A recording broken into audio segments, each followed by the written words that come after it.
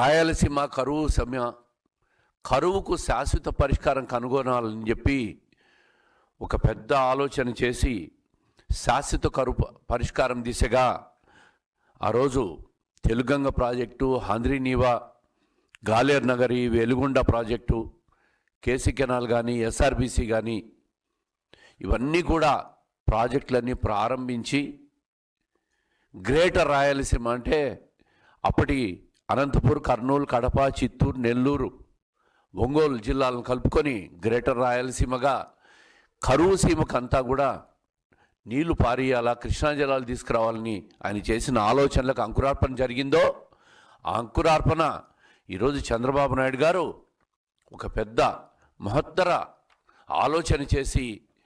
రాయలసీమను ఒక ఉద్యాన పంటల హబ్గా దేశంలోనే తయారు చేసే దిశగా ముందుకు పోతా ఉంది ఈ ప్రభుత్వం. దానికి తొలి అడుగులు పడబోతున్నాయనే దానికి